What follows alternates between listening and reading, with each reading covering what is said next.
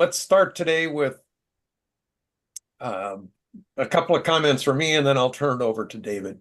First, David, thank you for agreeing to present to our group. It's an interesting topic, and I'm guessing nearly all of us who have any postal history have some AR markings in our collections.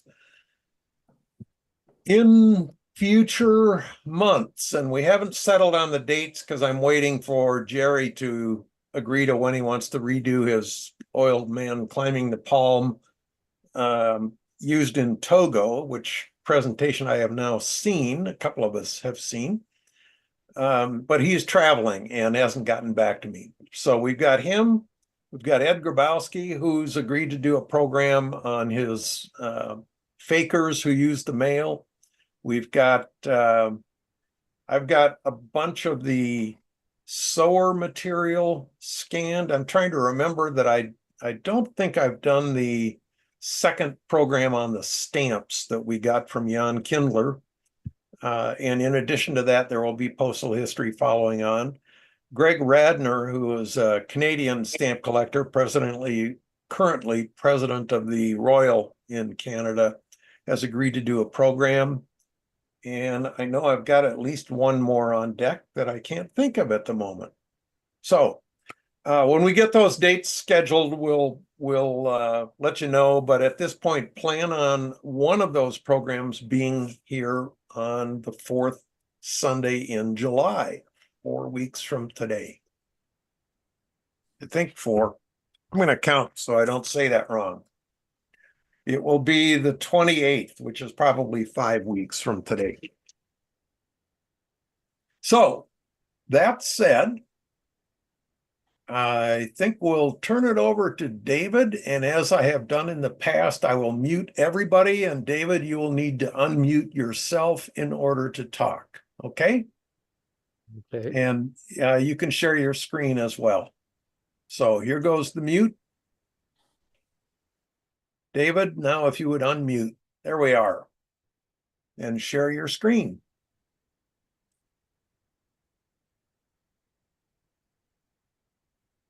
There we are. Can everyone see it? Yeah. Okay, so this is about AR, that's Avis de Réception, and it's International Avis de Réception in France, colonies, offices, mandates, protectorates, occupations, and everything else. So the first thing is, what is AR? Well, it's a postal service wherein the sender of a usually registered item receives a former card signed by the addressee, which provides evidence that the letter was properly delivered. It needn't be signed by the addressee. It could also be signed by the postmaster at the destination office. And it goes under other names. In English, acknowledgement of receipt is used in Canada, advice or acknowledgement of delivery in UK and parts of the Commonwealth, acknowledgement due in the Indian subcontinent, and in the US, return receipt. And there are others in other languages. Double registered in China and sometimes in Italy. Also in Italy, ricevuto di ritorno, and in the Austrian Empire, 19th century, retour récépissé. In German-speaking countries, it was and is still Rückschein. Let's have a brief outline of how this brief history of this service in postal systems. So in the 1790s, Austria and subsequently its empire and the Austro-Hungarian Empire implemented AR service under a different name, retour récépissé. It incorporated a lot of red tape, which is too much to go into here. In the early 19th century, the various German states implemented it both domestically and internationally with other states via treaty, postal treaty, usually just bilateral or multilateral treaties. In 1859, France adopted it. In 1875, GPU was formed, and AR service was supposed to be there's supposed to be AR service between the initial signatories to the GPU. Britain, of course, ignored that, didn't offer it until 4 years later. In 76, France joined the GPU. It already had AR service in effect, and it just continued on. April the 1st, 1879, under the UPU, the new rule was that all jurisdictions, as they joined the UPU, were supposed to offer AR, and apparently all did. In 1892, there's the UPU Treaty of Vienna coming into effect, and the procedures were altered. In 1899, that treaty was superseded by the Treaty of Washington, and the rather awkward procedures of the Treaty of Vienna were reverted. And 1921-22, most countries switched to AR cards that are on cardstock from paper forms. Well, we'll see examples of what's going on here. So let's look at the procedures for AR. Pre-1892 and post-1899, in other words, not during the Treaty of Vienna period, you wanted your registered letter, well, usually registered, to have AR service. In other words, you wanted to receive a signed document from the recipient or the delivering guy that it was delivered. So it could be used as evidence. In many cases, it was these were law offices who were doing it. So you take your letter to the post office. You wanted it with AR, so you'd fill out the form, a specially prepared form, an AR form, with all the details, your address, addressee's address, the date it was mailed, and so on, and the AR fee, if there was one, there wasn't always, would be paid either on the form or the registered letter. It was at the discretion of the jurisdiction. That form would be usually attached to the registered letter and sent off. And if it was delivered, because not all registered letters were delivered, they were often returned to sender, the recipient was requested to sign the form. And if he declined, the postmaster could sign it. And the form was sent to the office of origin, itself as registered mail. And the form could be either in the form of a folded letter sheet, so it would just be folded and glued, like as in the pre-stamp era, or it could be put in a special covering envelope, an AR covering envelope. And that again was at the discretion of in this case, of the, well, it depends. It is really discretion of both the country of origin and the country of destination. And then the post office of origin, having received the form back, would forward the form to the sender. Now, in the Vienna period, 1892 to 98, they changed the procedures so that the form was prepared in the destination office. This meant that you had to, when you took your registered letter, you had to prepay the AR fee. Well, of course, you had to pay the AR fee in any case, but it had to be put in postage on the registered letter before it could have been on the form. And AR was supposed to be marked on the registered letter so that the recipient office would know that you got an AR item. And then the recipient office would prepare the form and send it off, have it signed if the letter was delivered, and send it back in the same way. In 1899, the Treaty of Washington undid this so that it was back at the preparation at the destination, at the office of origin. And again, the AR fee could be paid either on the form or the registered letter. Again, at the discretion of the office of origin, or the post office of origin.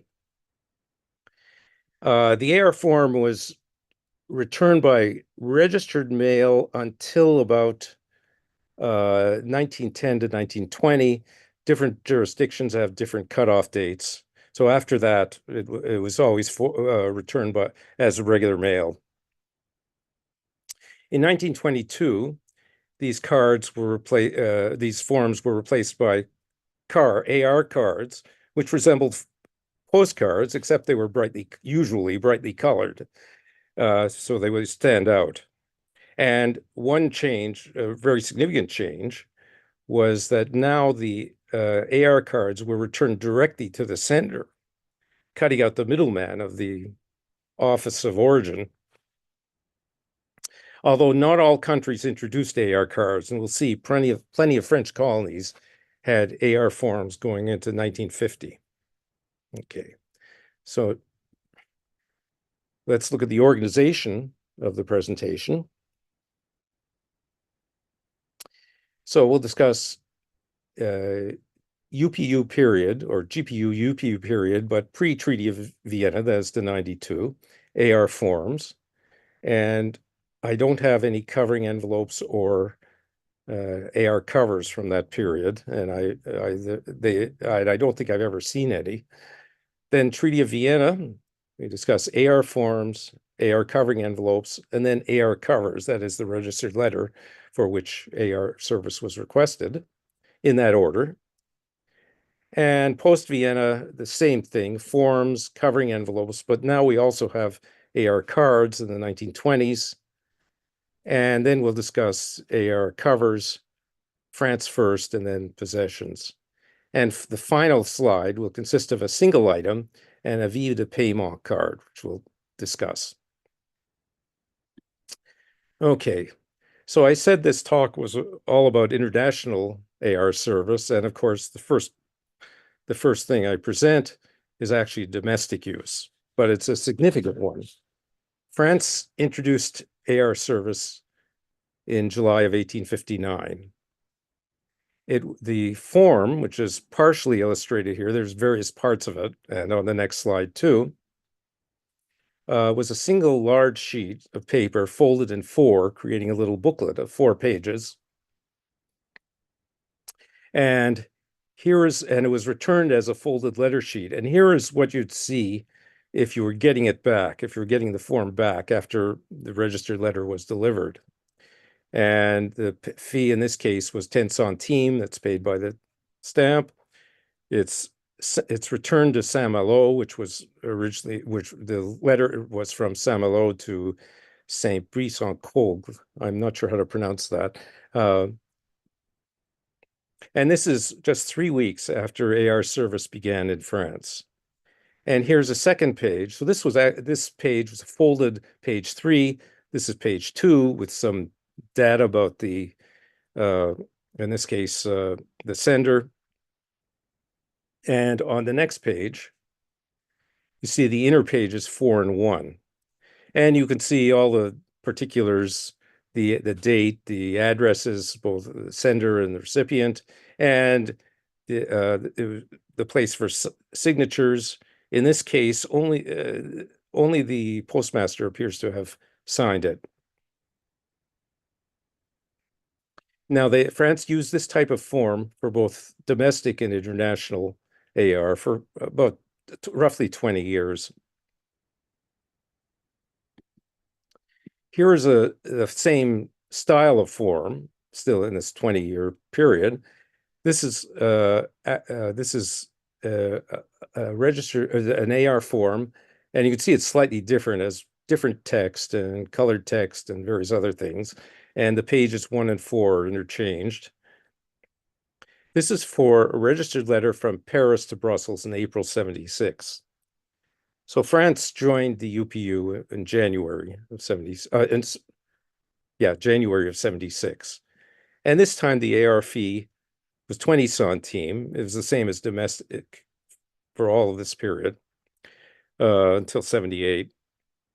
And again, you see this is what the recipient would have received or would have seen on the incoming form. and all the particulars and the signatures, in this case, just one signature, and so on. So it's the same rough style of form. And these could be used domestically or internationally, and they were returned as folded letter sheets. Here's another one, a little bit later, 1880, for a letter from Lond to Madrid, and the fee is dropped to 10 centimes. And you also see that the arrangement of the inner pages, 4 and 1, has reverted back to the original form. The wordings always change a little, and they have print date, order dates, and there are dozens of these things, dozens of different ones.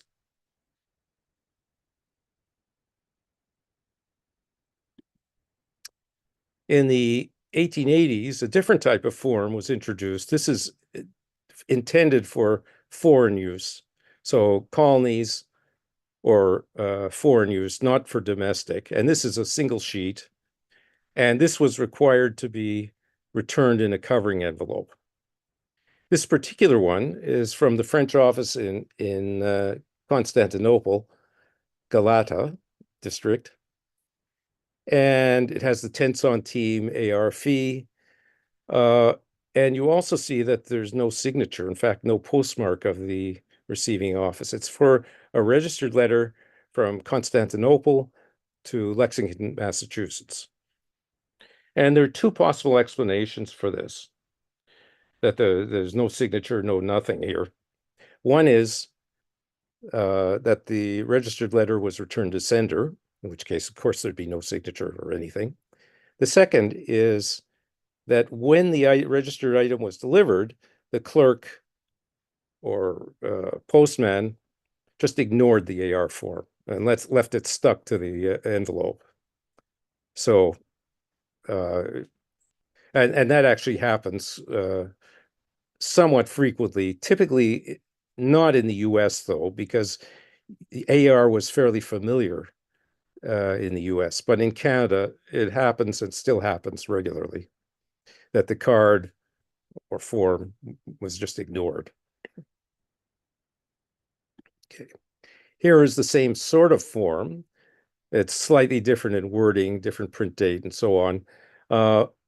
Again, to be returned, according to the small print, returned under cover rather than as a folded letter sheet. But in this case, this form for a letter from Paris to in Switzerland was actually incorrectly returned as a folded letter sheet. And in fact, this is the reverse, part of the reverse.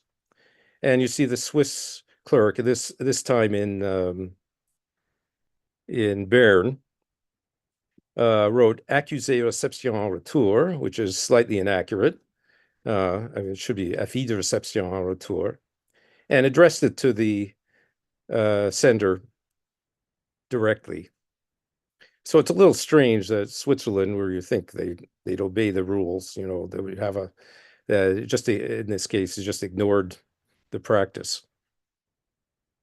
Okay. And just as I say, for the wait, there's something here. Yeah. Okay. Okay. So now we go to the Treaty of Vienna period, and the main procedural change was that the forms were to be prepared in the destination country, not the country of origin. So the AR fee had to be paid on the registered letter, and AR fee covers had to be marked AR or something equivalent. So this is an 1897 AR form from Paris, returned to Argentina. So it would have been for a registered letter from Argentina to Paris. It would have been, and this particular form for international use required a covering envelope. So it would have been sent in a French AR covering envelope back to the sender. And you also see, of course, that there are no stamps. because the stamps would have been on the Argentinian registered cover. And again, this would have been returned as registered matter itself. This form could also be used domestically, but in that case, it was returned as a letter sheet or a folded letter sheet. And just as I say, in the Vienna period, the forms are to be prepared in the destination country. Here is a counterexample. This is a letter from French Congo to Frankfurt in 1890 something. I can't actually see it because anyway, in the 1890s, 97. It's for a registered letter to Frankfurt, to Germany. And so this doesn't follow the procedure, but of course, this was a small office in a colony. Although it had its own special design of AR forms, just for French Congo. Also, it was not for a registered object. It was probably sent as registered mail too, but it was for an insured letter. See, these French AR forms very often have multiple purposes, and you had to strike out all but the one you wanted. Another feature of this particular one is that the two stamps paying the 10 centime AR fee, two 5 centime stamps, are actually cutouts from stationery. So a couple of uses of that are known. And this is ex-Grabowski. And you'll see quite a number of other ex-Ed covers here. Now we look at, in the Vienna period, the AR covering envelopes. So in this period, these were for returning AR forms that required them, that were not returned as full letter sheets to the Office of Origin. And you see this particular French one there's a sort of generic type of these. There are various printings and so on, but they're multi-purpose. The primary purpose is avis de réception or avis de paiement, which we'll discuss later, or a couple of other really obscure uses. So you can't be absolutely certain that this contained an AR form, although it's highly likely because avis de paiement is quite rare, and the other things are just vanishingly rare.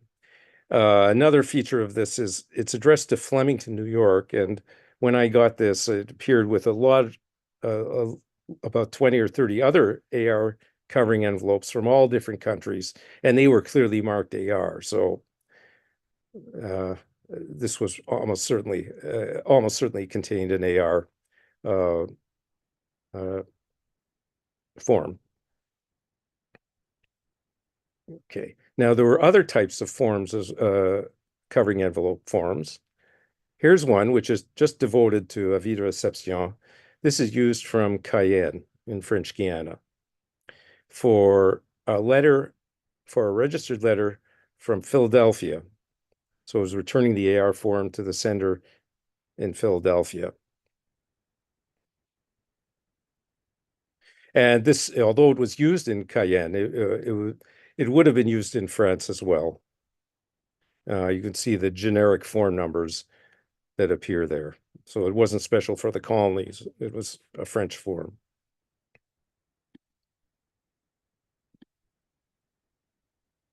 I think I may have skipped one. Just yes. Okay. Well, here is a combination that you don't see very often. The covering envelope and its enclosed form. So this is for a registered letter from Dayton, Ohio to Paris. And we know that the form belongs to the covering envelope because they both have 181 in the same, more or less the same handwriting on them. I didn't put it there. It was there when I got it. This one also has 1A2, so it suggests that there are probably two AR forms in this thing to Dayton. Dayton, the sender, there was a fairly significant correspondence. The sender was a dealer in religious equipment. And there's a substantial number of AR forms and covers, not so many covers, but AR forms related to him. So this is the combination. Now we deal with AR covers in the Vienna period. So this is a registered letter from Paris to Lucerne in 1893. You can see the standard octagonal AR hand stamp. And in this period, you're required to put the AR fee on the cover. And you see there's 60 centime postage. It's 25 for registration, 25 for UPU letter rate, and 10 for the AR fee. This form, the octagon was used generally in the colonies as well. And a little later, there was another generic one, a small rectangular. Here's one of my favorite covers. At least it has sentimental value because it was the first AR cover I managed to find in the 19th century addressed to Canada. Canada is very deficient in AR stuff. It's very hard to find things. And I was so pleased when I found it.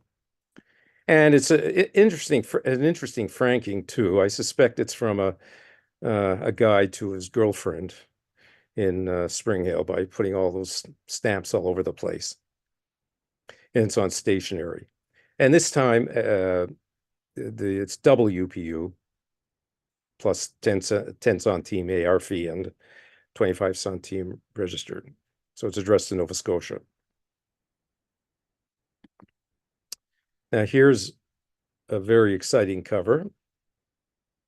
This was from Benin. This was seized by France in 92 and incorporated into French West Africa. And it's from the Corps Expéditionnaire du Dahomey, so the French military. And there's a countersign by the chef to do something. And it's a registered letter from Benin to Besançon in France. And they didn't have the AR hand stamp, but they did write manuscript AR, and the postage verifies it. So it's 25 centime registration, 15 centime military concession rate to France, and 10 centime AR fee. And this is another of the fabulous covers from Ed. Military AR is very difficult to find except for the US. I'm talking worldwide here. US military, it's actually relatively common, but for virtually all other countries, it's really difficult to find. The general principle being, if you're in the army, you don't have much of value, and certainly not very much to send back home. So you wouldn't expect it. And here's one from Martinique in the same period. This is 95 with the now familiar 60 centime. In this case, it was marked with the standard AR hand stamp at Saint Pierre in Martinique. And then somewhere or other, you see the color of the registration hand stamp is red, and it's the same as that TPO. So maybe on the ship it was marked marked R, but it was obviously sent registered anyway. And this is to Brussels. And here's a most interesting one with a very unusual AR hand stamp. It has space for the registration number. This is from Hanoi in French Indochina, this fancy box thing, to Narbonne in France. And in this period, mail from colonies was charged the UPU rate. So it's charged 25 centime UPU rate and 25 registration and 10 centime AR. And this is again ex-Grabowski. Now this is from Saint Pierre et Miquelon to Montreal, which it's just being to Canada in this period. It's really thrills me.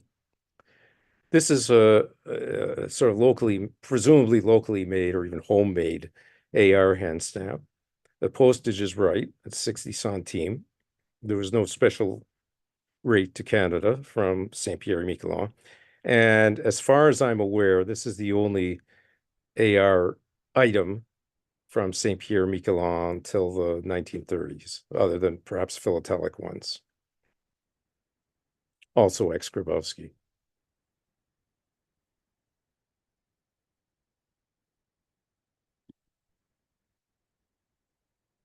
Now we leave the Vienna period and go to the UPU Treaty of Washington and beyond. So this is from 1899. Here is just a form. It's a new type, well, a slightly different type of form because there are different procedures. This is from this is a generic AR form used in Constantinople, this time the Stamboul, previous was Galata, for a registered letter.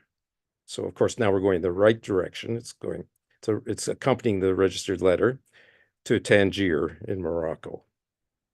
And this was required to be returned under cover, even though it looks like it should have been, you see on the reverse is a stamp, a 10 centime Levant stamp.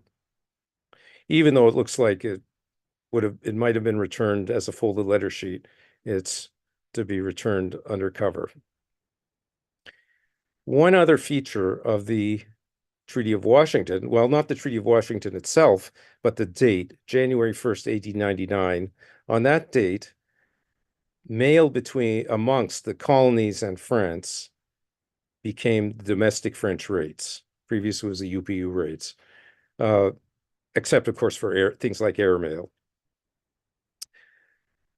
So, well, that's not relevant for this because the air fee was the same, but for the covers and so on, we'll see that they use domestic rates. Okay. Here's a quite different AR form from French Indochina. And this is for a registered letter from Saigon to Rangoon, and it went via Singapore. I don't seem to see I didn't see a Rangoon hand stamp. One other thing that I mentioned before, but it's worth mentioning again, is that you have a choice. This is actually a multi-purpose thing.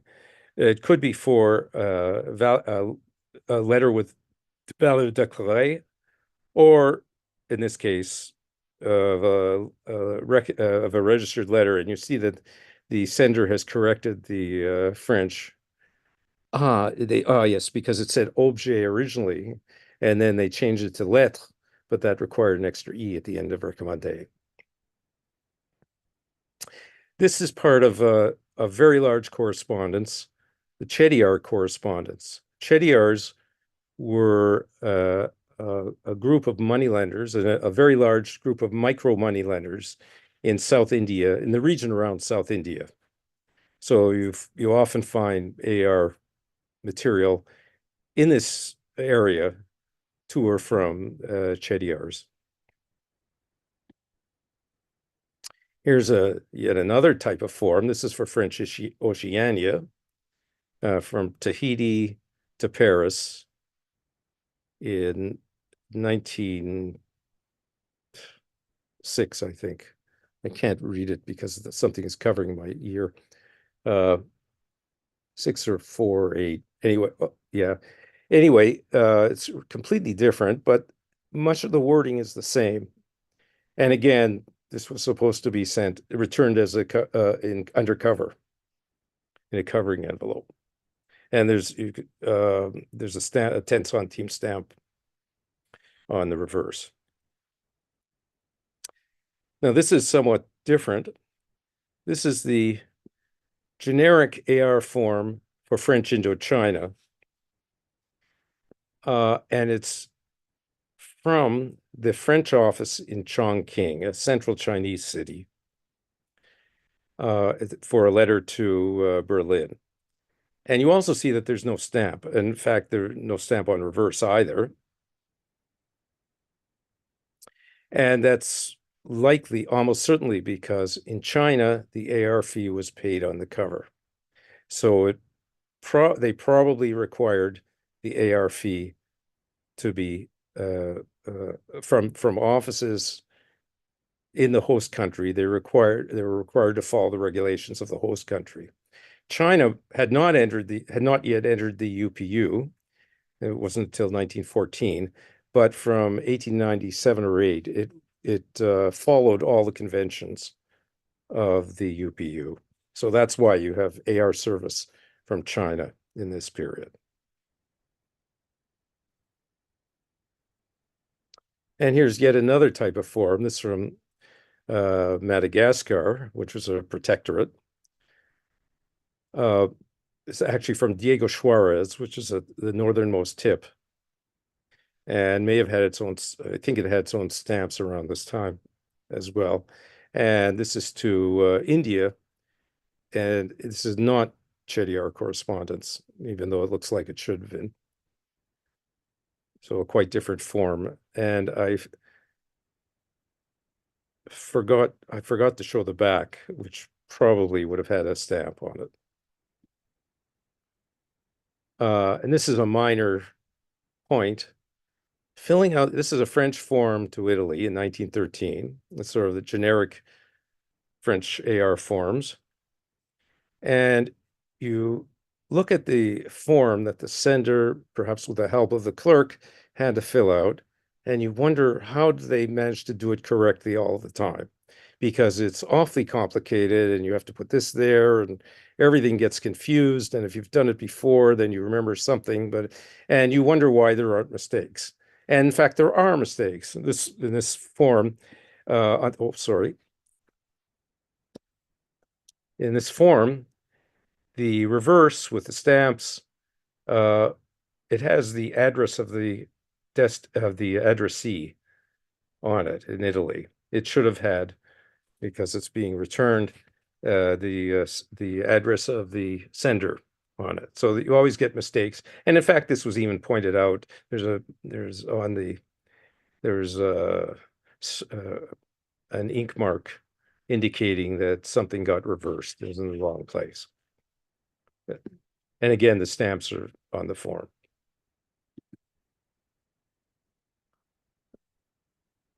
And another form, this is 1916, generic form for France. This was used in Niger. And the stamp is, I should move this. Okay, that's better. The stamp is a semi-postal, which I thought was interesting, the stamp paying the AR fee. And we're still in this 1916 period with forms to be returned, if they're international, to the in a covering envelope. Now, here's an example of French forms returned from Russia in a Russian covering envelope. So this is all AR covering envelopes are different from different countries. They all look completely different. There's no standard. This is for a registered letter from Montauban to Vladivostok. So it was returned from Vladivostok, two of them actually, in the same form, and we can tell by the numbers, 490, 490 and 1279. You can't see the 1279, but there's the 490 on this one. And this is how, and by this time, 1916, Russia did not return them as registered matter. So it's up to Russia to decide whether it should be sent registered. But prior to 1910, most countries did return them as registered.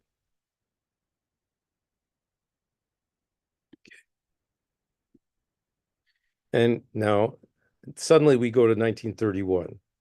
Now I mentioned before that cards were introduced in 1922 in most jurisdictions, but not in many French colonies. So they continued to use forms, in this case, a very distinctive one, designed for French India. This is from Pondicherry, and I see I misspelled it. It's one R, to India. And this is again, yeah, and this is again Chediar correspondence, but it's quite an unusual one, and it's overprinted in the local, well, in the Indian currency. The AR fee at the time was 75 centime. But the same thing's applied. It's supposed to be put in a covering envelope.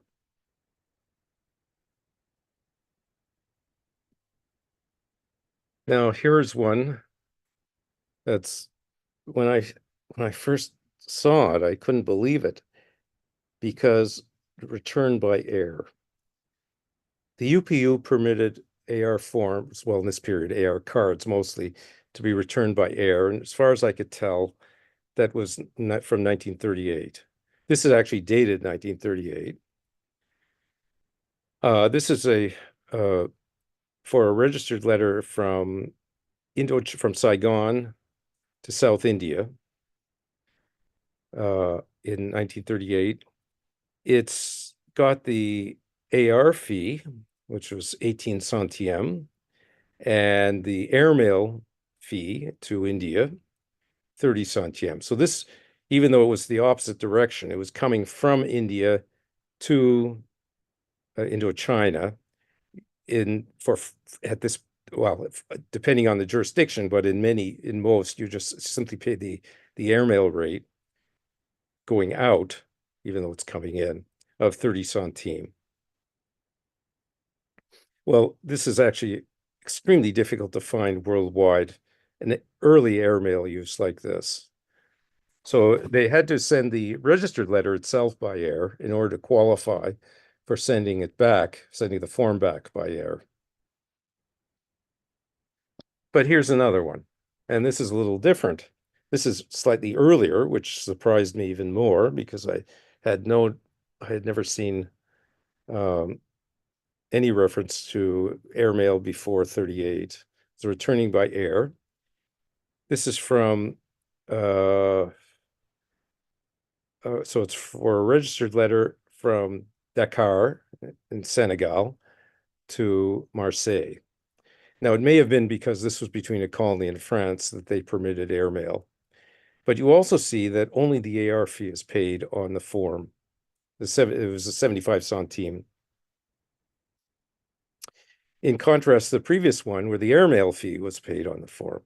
Well, I suspect that the airmail fee was paid in cash so that the sending country, when they sent it back, could stamp it airmail and maybe even put their own airmail stamps on it to cover the postage. That's one possible explanation. Or it was simply paid in cash and then nothing. Then they just sent it. Now here's a rather remarkable one.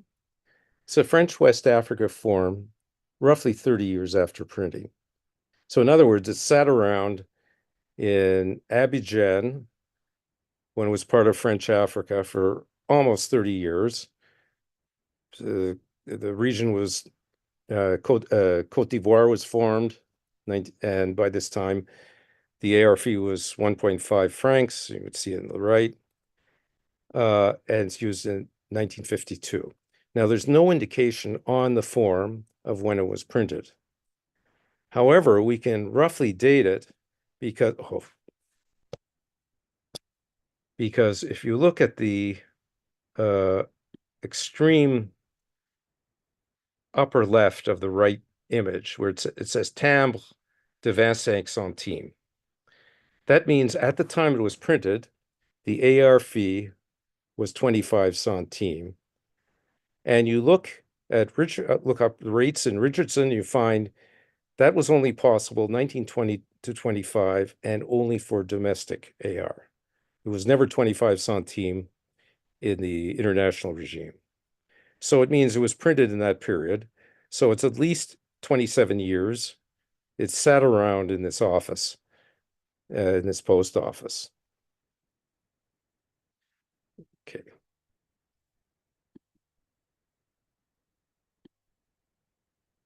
And now we go to covering envelopes in the Washington period. And here we have one returned by air. And this is a remarkable 1932. Although it's between French Indochina, in fact, Cambodia and France. And you can see it's Saigon, Marseille. This is one of those multi-purpose covering envelopes. So you can't be absolutely certain that it contained an AR form. But aside from the fact that AR is about 100 times more likely than all the other possibilities put together, it even has Avis at the inscription. So it's probably 1413 is probably a registration number relating to the cover for which the AR form was filled out. You can also see it was returned as a registered letter. There's charge at the left. I guess this is a registration sticker, but I'm not absolutely sure. But certainly it was marked charge, and they paid 60 centimes to return it to France. So it was a letter from Marseille to Cambodia, and the AR form was returned almost certainly in this covering envelope. And this 1932 date almost certainly means that France had arranged its own thing for return of AR forms by air, because there's no references at all to return by air earlier than 38 for the UPU. Now here's one from a weird place. This is Guangzhou Wan. This was it was leased by France in 1898 in the hope that it would become a rival to Hong Kong, which of course it didn't. It's for a registered letter, apparently, from Stockton, California, to Cheikam, which is the principal city. David, we switched back to the Indochina. Do you want to switch it forward again to the Stockton piece, please? Oh, on my screen? Oh, okay. Well, on my screen it looks okay. What about now? That's what we want to see. Oops, now it's switched back again. Yeah. There we go. Okay. But I saw it properly on my screen. Very interesting. Well, we're seeing it now. Okay. Thank you. Okay. Now this is weird. First of all, we can't be absolutely certain it's contained an AR form, but highly likely that it did, just because the other services are so rare. But the odd thing is, the US by this time, this was 1939, had switched to cards 15 or 16 years earlier, AR cards, and there was no reason to put a card inside a covering envelope. Although, in this case, you could just barely fit the card inside the envelope. So it's possible some small offices continued using forms, although for 15 years, it's sort of hard to believe. So I'm not really sure what this is, but it's from an interesting place. So now we go to cards, AR cards.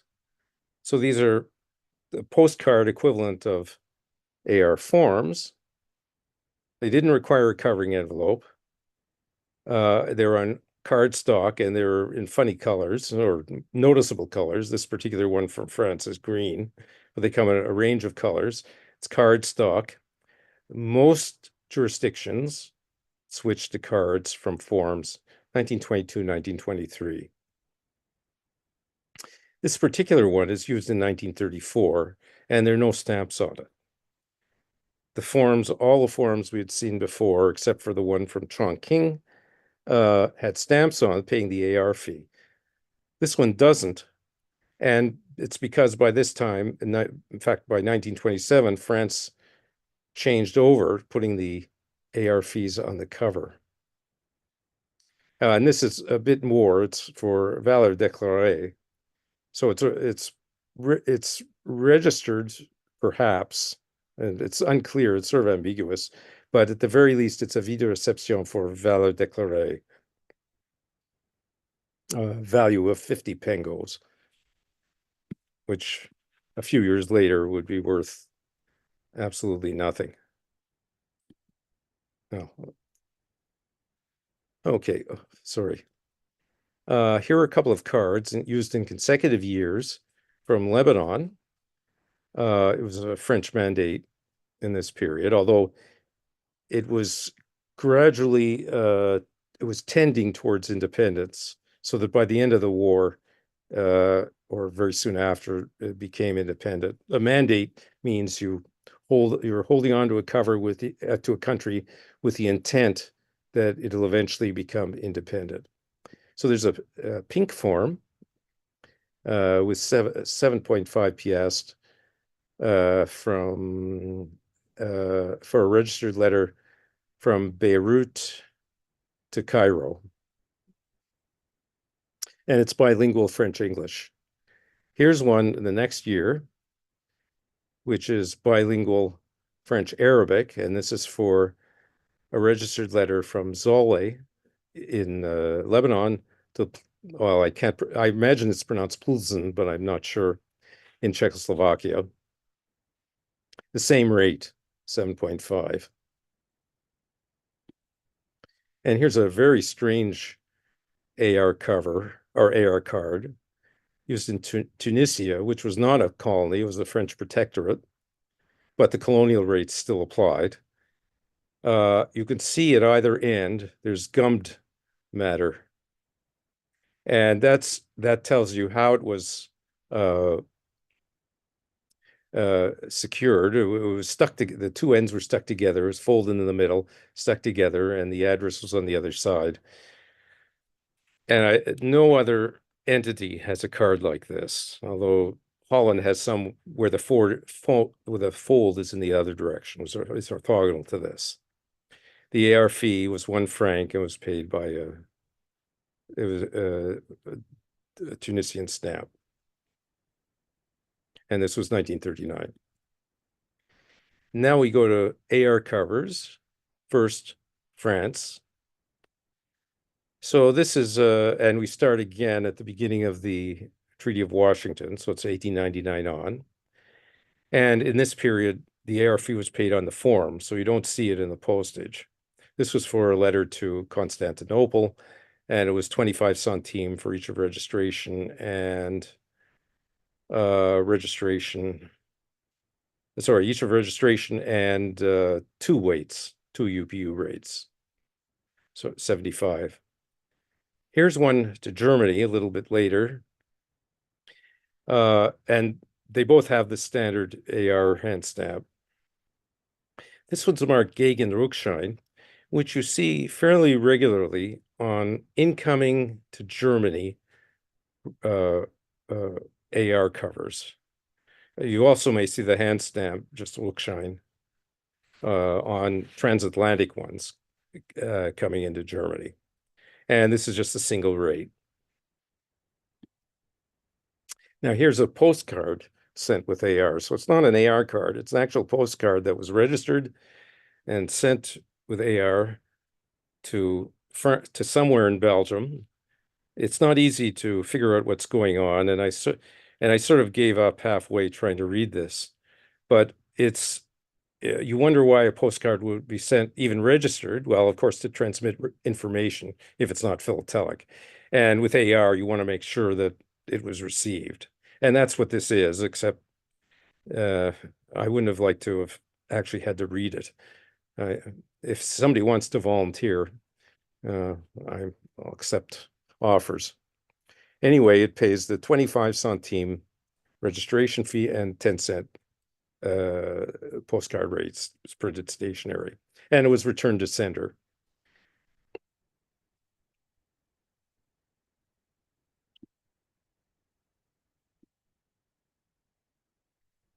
Now, after 1927, all the AR covers from France that I could find that were relevant had the AR fee paid on them, not on the cards or forms. And very often, as in this example, the stamp, if there was one that paid the exact AR fee, was socked on the nose with the AR hand stamp. So see here, you see it's upside down. And the rates were 1.5 francs for each of UPU, registration, and AR fee. And this is later in 1927. So that's a change. This is from, I always like this because it's the successor to Mumm, the famous champagne, and it's from the Champagne region, of course. So it always makes me thirsty. Now here's one with VD. That's valeur déclarée. So this is Paris to Germany in 1935. It has this very unusual AR hand stamp, which I hadn't seen before. This blurred thing says valeur. That's what you see on VD covers. And this is German. This was 1935, so it was the Nazi period. So of course it has geprüft on it. And you work out the rates, and it fits exactly because you could look up the rates in Richardson and check. It's for 600 francs, which is 120 gold francs. And the rates match exactly. And part of the rates include registration. It's not necessary the valeur déclarée cover be registered. And I don't think this is a registration sticker, but it is marked 104, which is likely a registration number. But in any event, the rates seem to require it be registered.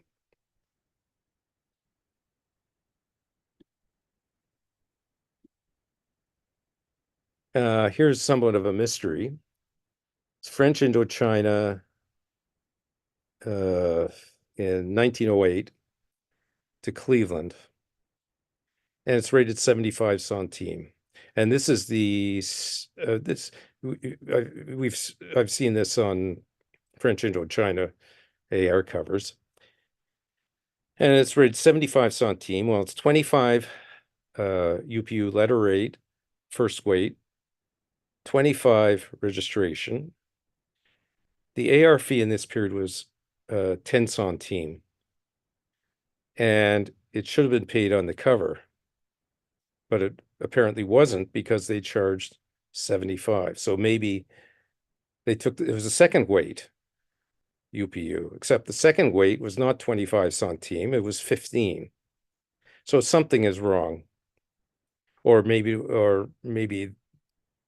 well, okay, now it just occurs to me that it could have been second weight and the AR fee paid. That would actually make sense. So it's second weight, it's 25 and 15, and then 10 AR fee. So that's what it must be. Okay, so it's no longer a mystery.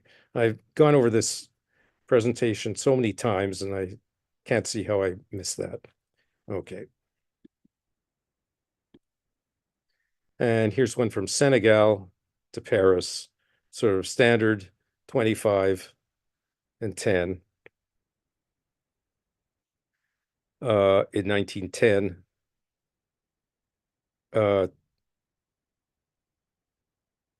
And of course, the AR fee is paid on. Okay, going back to that example. Of course, I realize now the reason I didn't see that is because in this period the AR fee it's a colony, so it would have been paid on the form, so it shouldn't even be there. So again, it reverts to its mysterious form. It might have been second weight, and they mistakenly paid the AR fee on it.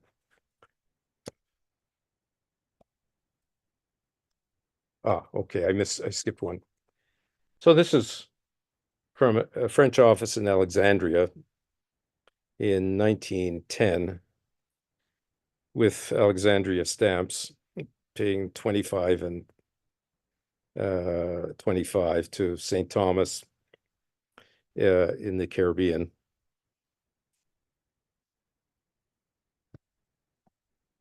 And here's the Senegal cover. Again, the AR fee is not paid on the cover. Here's one from Pondicherry, which I again misspelled, I see. Paid with semi-postals. It's a second weight. And the hand stamp is large and worn, but I haven't seen that one like this before. But the fact that it's worn means it must have been used. So there must be examples around. And this is to Paris from Pondicherry. Here's one from Guadeloupe to Henderson Motorcycles in Detroit. Again, the rates are the same in 1917. Now, here we have a cover and its form. Well, this would happen. You'd have them together if the registered letter were returned to sender, because they just stay stuck together. You get it back. You see this is unsigned, and that's consistent with that. But you also see the cover. There's no indication that there's returned to sender. I mean, you'd see something on it, but there isn't. So in this case, I suspect it was simply ignored. And it's a little surprising because it's addressed to New York, and the US was fairly familiar with AR service. It's from Cayenne to New York in 1917, and the rates were 25 registration and a second weight and 10.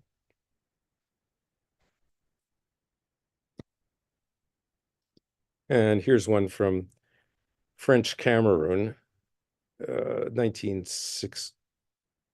I have to move this thing out. Okay, 1921. There, okay. So this is just 25 and 25. The AR fee was paid on the form. And you also see this small boxed AR, which became one of the generic AR hand stamps throughout France and colonies, along with the octagon. Here are a couple more with that small one.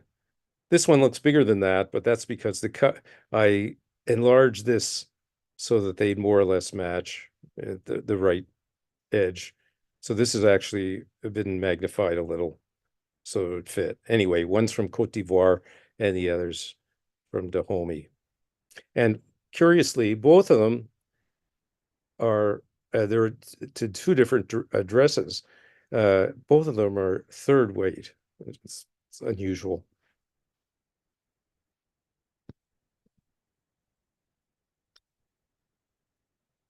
So this is a cover from Cilicia, which was occupied by France after World War I for a couple of years. And you can see on the stamp, it's overprinted OMF Cilicie 10 pièces.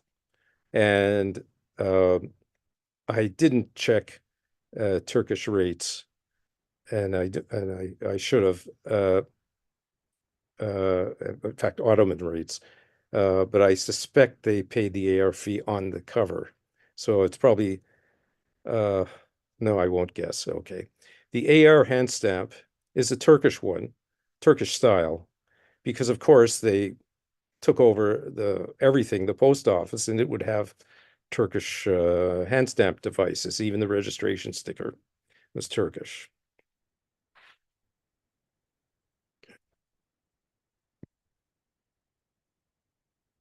And here's a cover from Tahiti in 1928 with a variant of this AR rectangle. The fee. This is after the 27 change for France, and you see that they're still not paying the AR fee on the cover from the colonies. It's just 1.5 for each of registration and UPU. Now, here's one from Lebanon, which was a mandate, a French mandate in 1941. And in this case, they did pay the AR fee on the cover. It's 12.5 piastres for each of registration, UPU, and AR.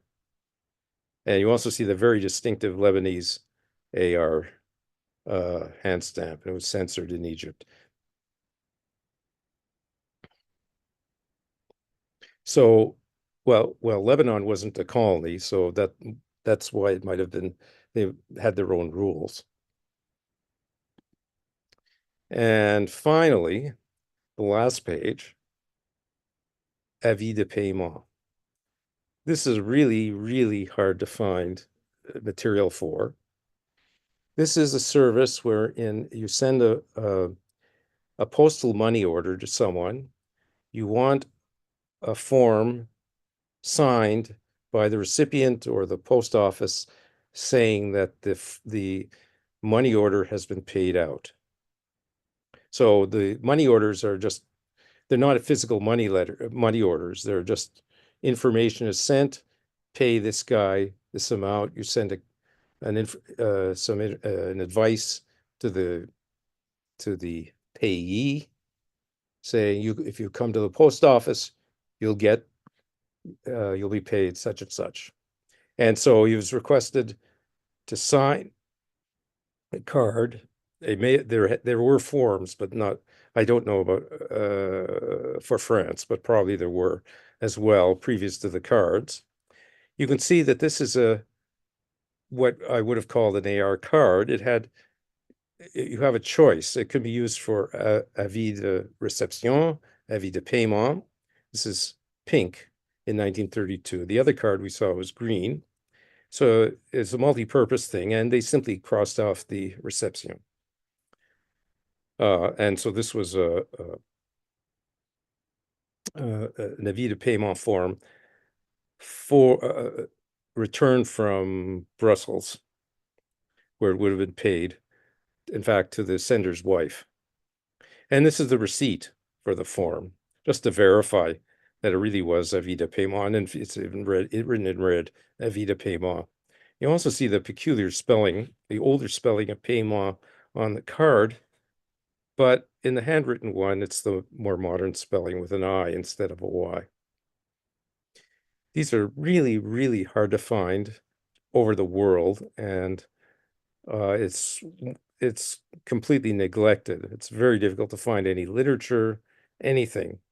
And I only have one plus one that's virtually identical to this, plus a few others for some other countries, and that's it. Well, thank you very much. Here is some more information if you're interested in AR. There's an online book you can download for free from Richard Fragola's website.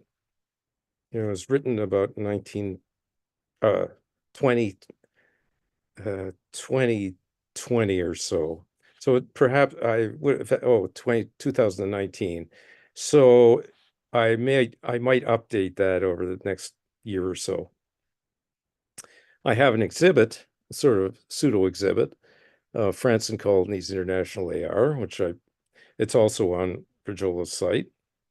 I plan to update that. And I can be, for comments, suggestions, queries, and so on, here's my email address. Thank you. David, that's terrific. A lot of things I've never seen before. I would like to open this up for Q&A. So if you have a question for David, let's do it. And let me stop sharing your screen just so we can see each other better. There we go. Okay.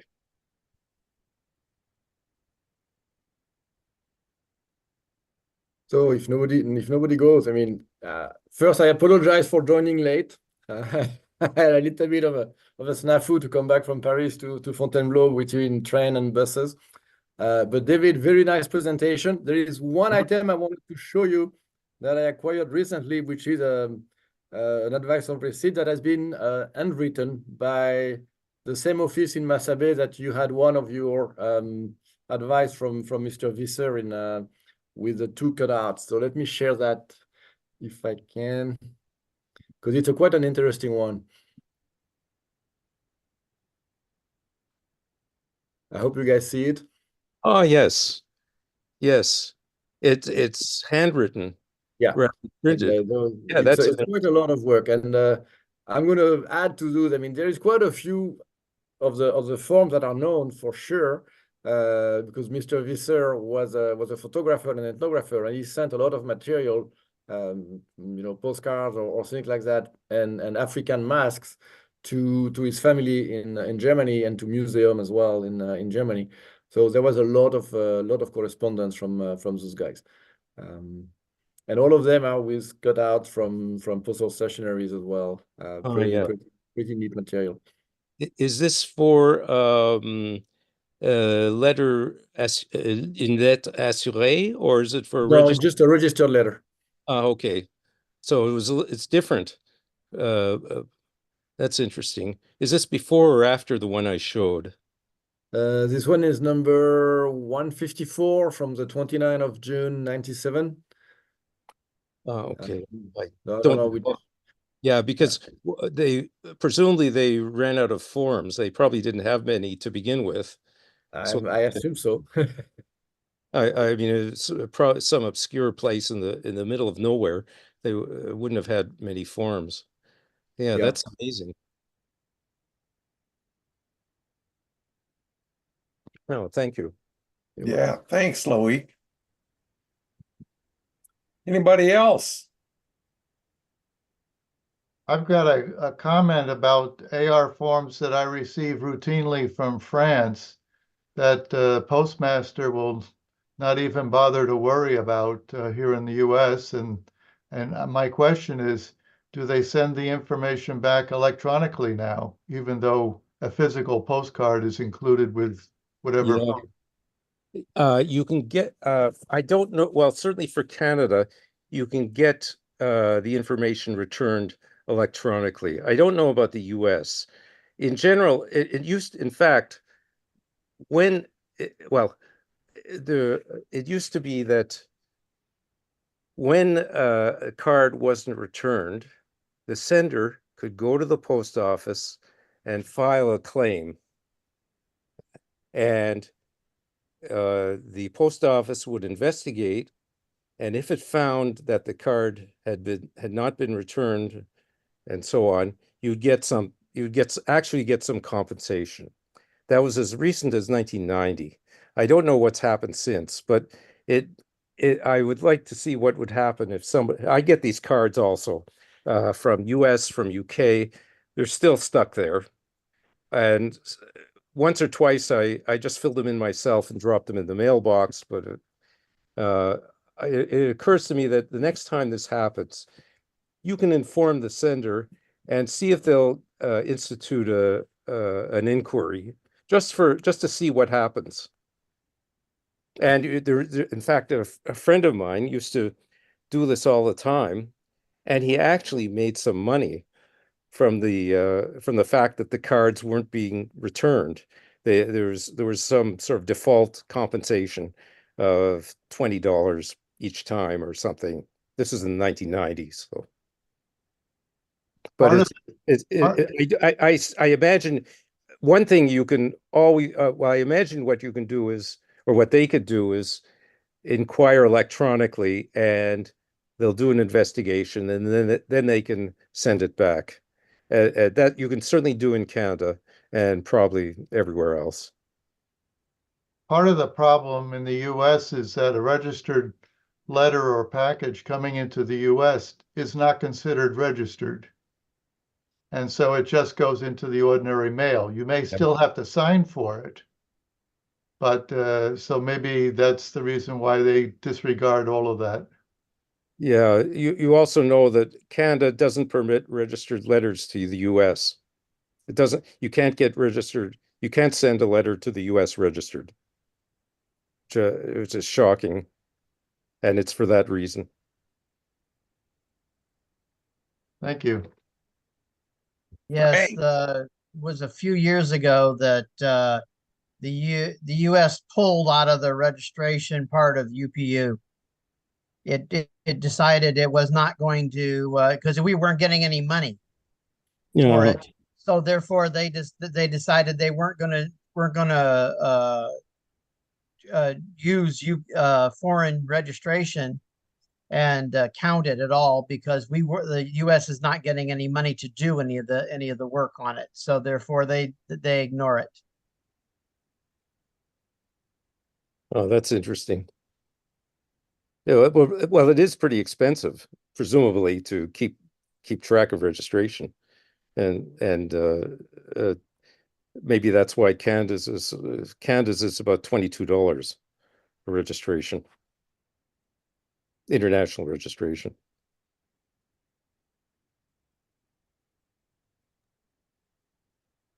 I think US international registration would be comparable US dollars. It is expensive. Yeah, and most other countries now, even if you register it here, they ignore it there Yeah.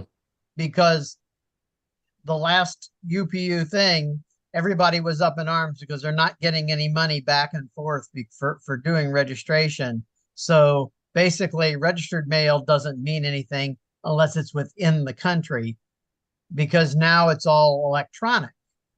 It's they track all the packages electronically with the tag, but you can't do that going to another country because their system and our system doesn't match. Yeah. Nobody's systems match. So therefore they consider no such thing as registered mail internationally anymore. It's only within country.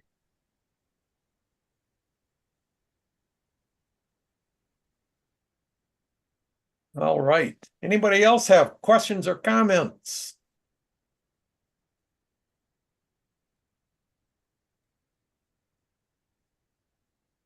If not, let's bring this to a close. The first thing I will do is, excuse me, turn off the recording. If I can figure out how to do that here. Here we go. Stop recording.